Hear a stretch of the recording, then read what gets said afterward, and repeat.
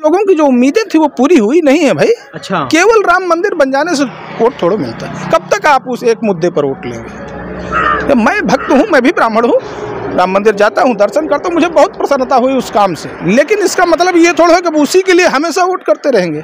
और भी तो बुनियादी ज़रूरतें हैं लोगों की। मैं आपसे कह रहा हूँ, जितने छोटे रोजगार थे कोरोना के बाद कोई सुखी नहीं है। दर्जनों दुकान यहाँ से नहर तक बंद हुई हैं। अच्छा, तो क्या मार रहे हैं, महंगाई, बेरोजगारी ये भी चलेगा? मैं आपसे कह रहा हूँ, पहले 10,000 का सामान लेके आओ तो उसमें 100 रुपये नफ़ा मिलती थी। आज 10,000 का सामान ले आओ तो 400 रुपये नफ़ा नहीं मिलती। महंगाई 2 गुने बढ़ गई और आमद घट गई लोगों की। जितने छोटी नौकरियां थी लोग प्रदेश से भाग आए। यहाँ से जाने के बाद पता चल रहा है वो 15,000 की नौकरी वाली नौकरी आज 10,000 रुपये में उनको करनी पड़ रही। सैलरी तब 15,000 थी, 5 साल बाद वो जा रहे हैं तो 10,000 रुपये कर रहे हैं। रोजगार की स्थिति अब हमसे ज़्यादा समझदार हैं, आप रिपोर्टिंग कर रहे हैं। किसी विभाग में मैं नहीं देख रहा हूं कि अगर भर्ती निकली होगी तो वो बिना कोर्ट में गए सकुशल संपन्न हो गई हो। कितने लड़के पढ़ाई करके मास्टर बनने के लिए तैयार बैठे, कोई वैकेंसी नहीं, वो बेरोजगार इधर उधर टहल रहे हैं। अब वो केवल भक्ति करें, बस कुंभ नहाएं, बस उनकी जिंदगी पार हो जाएगी। नमस्कार, आप देख रहे हैं न्यूज टॉप भारत। अमित शुक्ला के साथ इस समय हमारी मौजूदगी विधानसभा क्षेत्र मिल्कीपुर में है।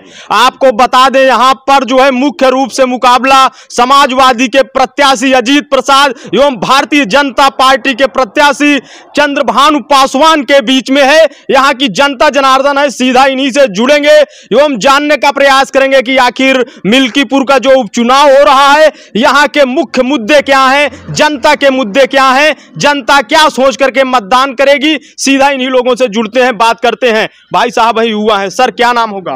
ज्ञान प्रकाश पांडे। पांडे जी, मिल्कीपुर में आपके उपचुनाव होना है 5 फरवरी को। मुद्दे क्या हैं यहाँ पर? मुद्दे किसान से जुड़े हैं, बेरोजगारी से जुड़ा है। लेकिन सबसे बड़ा मुद्दा तो इस वक्त हमारी निगाह में चल रहा है लोगों की जुबान पे कि लोकसभा में उलटफेर क्यों हुआ।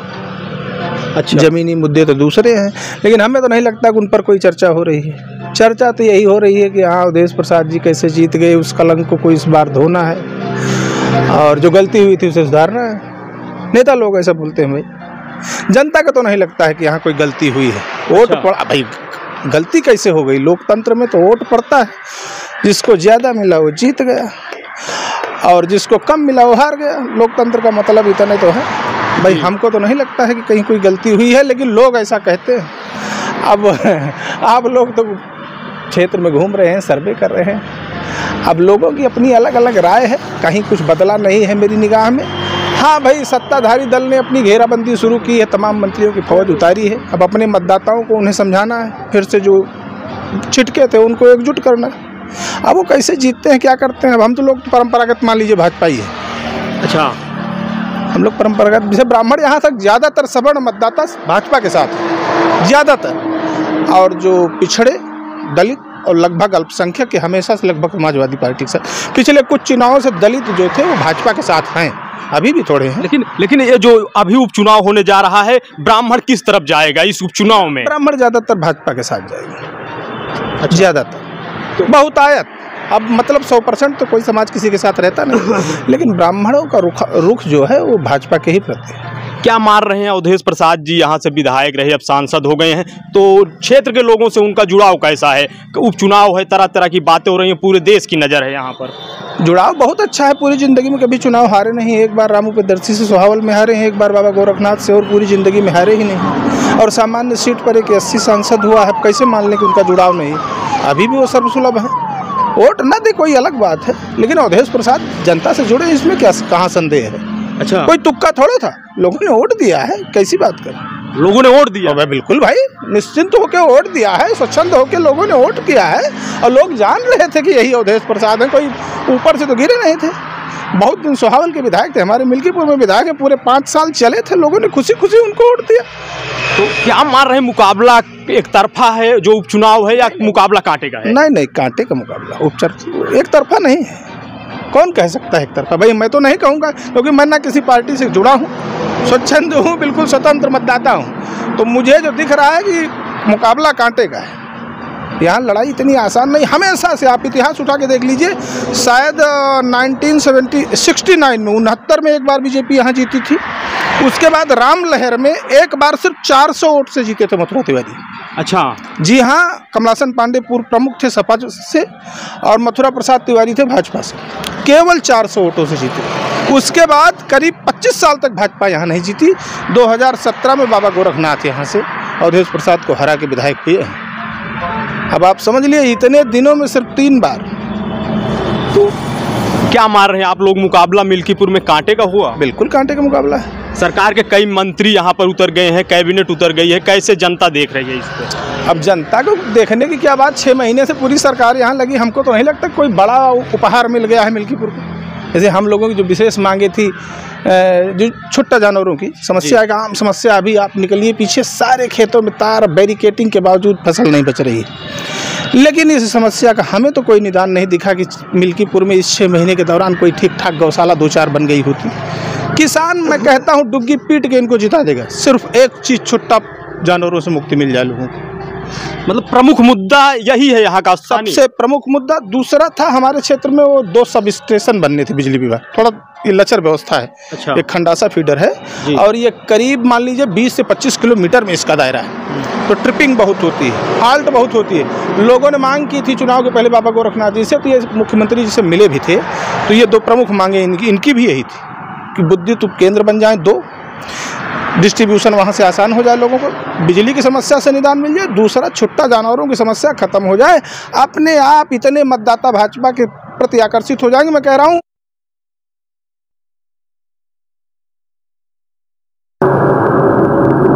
कैबिनेट का लगातार लोग यहाँ जनता कह रही है कि बार बार यहाँ पर दौरा हो रहा है मिल्कीपुर में, फिर भी समाधान। पिछले 5-7 वर्षों में मुख्यमंत्री जी इतनी बार अयोध्या आए थे, क्या मिला अयोध्या को? क्यों नहीं दिया लोगों ने वोट भाई? अब मंत्रियों के दौरे से किस मिलना है, जो उनके दौरे से क्या हो रहा है, समस्या का निदान, ये मतलब रखता है ना। मतलब इस उपचुनाव में भी यही विषय मतलब रखेगा? भाई मेरे लिए तो मतलब रखता है, मैं तो खुश नहीं हूँ, वोट दे दूँ अलग बात। सर एक ये बताइए, जो है क्या जातीय समीकरण चलेगा, जातिवाद चलेगा इस उपचुनाव में या नहीं? हाँ चलता है, जातिवाद चल रहा है, पहले भी चलता था, आज भी चल रहा है और आगे भी चलेगा भी। तो क्या मार रहे हैं, जो जातिवाद का एक फैक्टर है कि वो है तो उस पार्टी में ऐसा है, या सभी पार्टियों में कन्वर्ट होंगे वोटर? नहीं, ये नहीं कहा जा सकता है कि कोई जाति विशेष तौर से किसी पार्टी के साथ है जी, लेकिन मतदाता कुछ गोलबंदी जरूर है। जैसे मैंने आपसे कहा कि सवर्णों का झुकाव ज़्यादातर भाजपा की तरफ है, उसमें ब्राह्मणों की संख्या ज़्यादा है, वो बहुतायत भाजपा को वोट करते हैं और कर लगभग करते हैं, थोड़े 10-15% इधर उधर जाते भी हैं। और क्षत्रियों का भी झुकाव भाजपा ही की तरफ दिख रहा है। और व्यापारी वर्ग, बनिया जिसको बोलते हैं, वो तो मान लीजिए लगभग 100%। मतलब निर्णायक कौन होगा मिल्कीपुर में, किसका वोट निर्णायक? 80 वर्ग। अगर लोकसभा चुनाव की तरह 80 वर्ग आज भी सपा के साथ गया तो पलड़ा उनका भारी होगा, और अगर भाजपा की तरफ वापस हो गया, वो स्विंग हो गया, फिर से वापस आ गया, तो भाजपा चुनाव जीतेगी। वरना मुकाबला तो कांटे का है भाई, हमको जहां तक दिखता है। मुकाबला कांटे का लग रहा है? बिल्कुल, मैं आपसे कह रहा हूं। आप और जैसे किसी सभा को कवर करिए बीजेपी की, आप देखिए उसमें कार्यकर्ताओं की फौज दिखेगी, आम जनता की वो फौज नहीं दिखती जैसे लोग उत्साह में निकल के जाते थे। अच्छा, वो बात नहीं, चेहरे पर वो उत्साह नहीं रहे? नहीं, कभी नहीं। उत्साह लोगों की जो उम्मीदें थी वो पूरी हुई नहीं है भाई। अच्छा, केवल राम मंदिर बन जाने से वोट थोड़ा मिलता है। कब तक आप उस एक मुद्दे पर वोट लेंगे? मैं भक्त हूँ, मैं भी ब्राह्मण हूँ, राम मंदिर जाता हूँ, दर्शन करता हूँ, मुझे बहुत प्रसन्नता हुई उस काम से। लेकिन इसका मतलब ये थोड़ा है कि उसी के लिए हमेशा वोट करते रहेंगे। और भी तो बुनियादी ज़रूरतें हैं लोगों की। मैं आपसे कह रहा हूँ, जितने छोटे रोजगार थे कोरोना के बाद कोई सुखी नहीं है। दर्जनों दुकान यहाँ से नहर तक बंद हुई हैं। अच्छा, तो क्या मार रहे हैं, महंगाई, बेरोजगारी, ये भी चलेगा? मैं आपसे कह रहा हूँ, पहले 10,000 का सामान लेके आओ तो उसमें 100 रुपये नफ़ा मिलती थी। आज 10,000 का सामान ले आओ तो 400 रुपये नफ़ा नहीं मिलती। महंगाई 2 गुने बढ़ गई और आमद घट गई लोगों की। जितने छोटी नौकरियां थी, लोग प्रदेश से भाग आए। यहाँ से जाने के बाद पता चल रहा है वो 15,000 की नौकरी वाली नौकरी आज 10,000 रुपये में उनको करनी पड़ रही। सैलरी तब 15,000 थी, 5 साल बाद वो जा रहे हैं तो 10,000 रुपये कर रहे हैं। रोजगार की स्थिति अब हमसे ज़्यादा समझदार हैं, आप रिपोर्टिंग कर रहे हैं। किसी विभाग में मैं नहीं देख रहा हूं कि अगर भर्ती निकली होगी तो वो बिना कोर्ट में गए सकुशल संपन्न हो गई हो। कितने लड़के पढ़ाई करके मास्टर बनने के लिए तैयार बैठे, कोई वैकेंसी नहीं, वो बेरोजगार इधर उधर टहल रहे हैं। अब वो केवल भर्ती करें, बस कुंभ नहाएं, बस उनकी ज़िंदगी पार हो जाएगी। आप तो मुकाबला कांटे का है, बिल्कुल कांटे का। मैंने आपसे कह दिया सिर्फ 80 वोट निर्णायक है। अगर वो जैसे सपा के साथ लोकसभा चुनाव में थे, अगर उधर ही रहेंगे तो राह कठिन है, और अगर वो वापस आए भाजपा की तरफ तो भाजपा जी। और भी लोग हैं, दादाजी हैं, वरिष्ठ हैं। सर क्या नाम होगा? नाम तो रामकरण है, लेकिन हम बोल नहीं सकते। अच्छा, क्यों? कोई डर दबाव है क्या? पढ़ा लिखा नहीं हुआ, दबाव के करे ऊपर। अच्छा दादा, तो का सोच के आप सब जो ना है कौने मुद्दा पे वोट करी हैं? का सोच के कौने मुद्दा पे वोट करी हैं? उपचुनाव आपके यहाँ होता है। हम तो भाजपा का करते हैं। अच्छा, हम ऐसा करते हैं। अच्छा, तो क्या सोच कर करते हैं? आपके यहाँ मुद्दे इस समय क्या हैं, स्थानीय मुद्दे? यार यहाँ गिनती होती है, बाभन जितना बाटे सारे सब भाजपा ही नहीं है। नौनो तो बदनाम हुआ था। अच्छा, हाँ। और भी कुछ लोग हैं, युवा हैं, इनसे जुड़ेंगे। क्या नाम होगा भाई साहब? राकेश गुप्ता। क्या माहौल चल रहा है गुप्ता जी? माहौल अच्छा है, बढ़िया है। कौन बनेगा विधायक मिल्कीपुर का? चंद्रजोहान भानु पासवान बनेंगे। मुद्दे क्या हैं इस उपचुनाव में यहाँ के?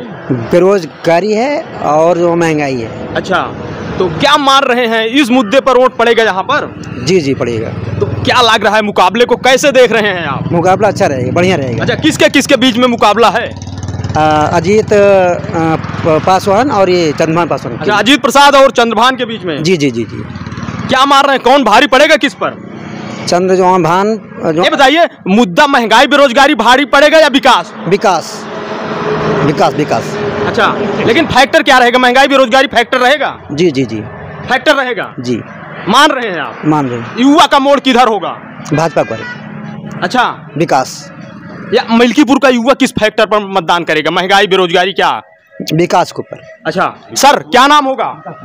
राम केवल यादव। यादव जी, क्या माहौल चल रहा है मिल्कीपुर में? अब भैया हम लोग दे भी दें ना वोट, हाँ, तो फिर भी हम लोगों को वैसे यहाँ के ब्राह्मण कहते हैं कि यादव उन्हीं को वोट करेंगे। अच्छा, हाँ, हम दे भी दें, देने के मूड में भी रहते हैं, देने के मूड में भी रहते हैं, लेकिन आखिरी तक इतना चिढ़ा देते हैं कि हम लोग देते नहीं। अच्छा, ये भी चलता है। हाँ, ये बताइए, तो मुद्दे क्या हैं मिल्कीपुर के? मुद्दे यहाँ के केवल जानवर हैं बस, बाकी यहाँ कोई मुद्दा नहीं है। अच्छा, ये बताइए, मिल्कीपुर विधानसभा ग्रामीण क्षेत्रों में लगता है, तो यहाँ के लोग व्यवसाय के रूप में क्या करते हैं, क्या प्रसिद्ध है? खेती। अच्छा, किसान है लोग, कृषक है। हाँ, कृषक है। तो आवारा पशु मुद्दा है। हाँ, इसके अलावा और कौन से मुद्दे हैं जो आवश्यक हैं, जो इस उपचुनाव में चल रहे हैं? मतलब मुद्दा चाहे जो भी उठाओ भैया ना, यहाँ कुछ ना हुआ है ना होगा। अच्छा, ऐसा क्यों कह रहे हैं आप? हम सही कह रहे हैं।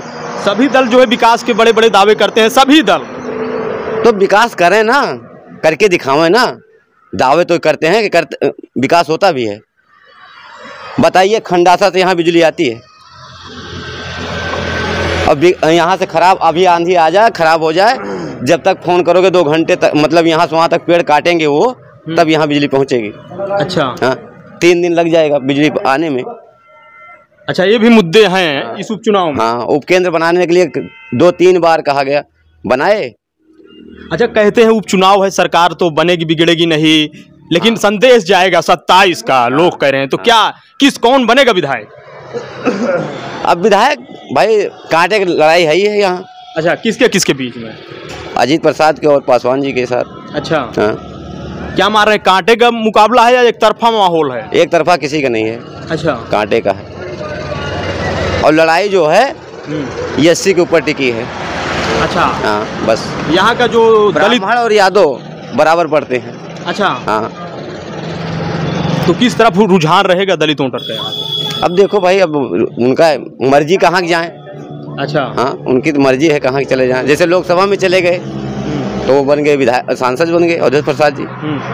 और इस बार विधानसभा में यदि तो कुछ विकास उनको समझ पड़ा होगा, मंत्री जी लगे हैं सब सारे कुछ उनको, तब भाई वो चुनाव जीत जाएंगे। आप देख सकते हैं सीधी तस्वीरें इस समय आपको न्यूज टॉप भारत पर मिल्कीपुर से दिखा रहे हैं। सर बात करेंगे 1 मिनट।